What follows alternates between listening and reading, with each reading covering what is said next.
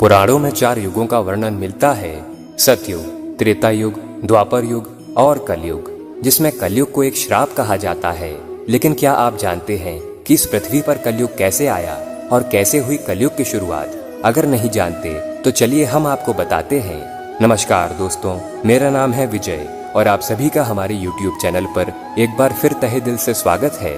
तो दोस्तों, अगर आप सच में भगवान श्री कृष्ण के भक्त हैं तो वीडियो को एक लाइक कर दीजिए एवं कमेंट बॉक्स में एक बार लिख दीजिए जय श्री कृष्णा। जब धर्मराज युधिष्ठिर अपना पूरा राजपाट परीक्षित को सौंपकर अन्य पांडवों और द्रौपदी सहित महाप्रयांग हेतु हिमालय की ओर निकल गए थे, उन दिनों स्वयं धर्म बैल का रूप धारण कर गाय के रूप में बैठी पृथ्वी देवी से सरस्वती नदी के किनारे मिले। गाय रूपी पृथ्वी के नयन आंसुओं से भरे हुए थे, उनकी आंखों से लगातार आंसू बह रहे थे।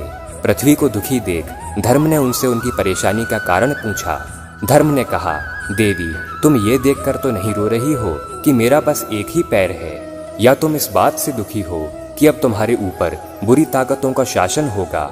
इस सवाल का जवाब देते हुए पृथ्वी देवी बोली, हे धर्म, तुम तो सब कुछ जानते हो, ऐसे में मेरे दुखों का कारण पूछने का क्या लाभ? सत्य, पवित्रता, क्षमा, दया, त्याग, शास्त्र विचार, ज्ञान, वैराग्य, ऐश्वर्य, नैतिकता, कोमलता, धैर्य आदि गुणों के स्वामी भगवान श्री कृष्ण के स्वधाम चले जाने की वजह से कलयुग ने मुझ पर कब्जा कर लिया है। पहले भगवान कृष्ण के चरण मुझ पर पड़ते रहते थे, जिसकी वजह से मैं खुद को सौभाग्यशाली मानती थी, परंतु अब ऐसा नहीं है। अब मेरा सौभाग्य समाप्त हो गया है।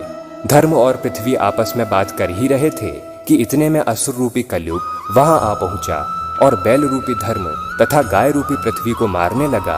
तभी राजा परीक्षित वहां से गुजर ही रहे थे और उन्हें यह दृश्य देखकर कलयुग पर बहुत क्रोध आया और अपनी तलवार निकालकर कलयुग को मारने के लिए आगे बढ़ते हैं।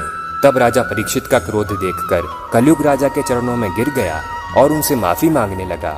तब राजा परीक्षित कहते हैं कि हे कलयुग, तू मेरी शरण में आया है, इसलिए मैं तुझे जीवन दान देता हूँ, किंतु अधर्म, पाप, झूठ, चोरी, कपट का मूल कारण केवल तू ही है। तू मेरे राज्य से अभी निकल जा और फिर कभी वापस लौट कर मत आना। परीक्षित की बात सुनकर कलयुग ने कहा, प्रभु, पूरी पृथ्वी पर तो आपका ही राज है, ऐसे में मुझे रहने के लिए स्थान तो प्रदान करें।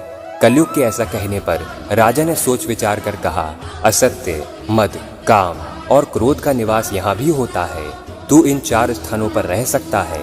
इस पर कलयुग बोला, हे राजन, ये 4 स्थान मेरे रहने के लिए अपर्याप्त हैं, मुझे अन्य स्थान भी प्रदान कीजिए। इस मांग पर राजा परीक्षित ने उन्हें स्वर्ण के रूप में 5वां स्थान प्रदान किया और इस प्रकार कलयुग का धरती पर आगमन हुआ।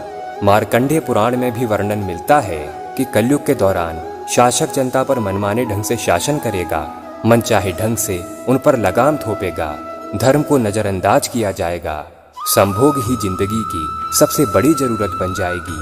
और आज यह सभी चीजें हमें रोज सुनने और देखने को मिलती हैं। आज की वीडियो में बस इतना ही। अब दीजिए हमें इजाजत। आशा करता हूँ कि आपको हमारी यह वीडियो पसंद आई होगी।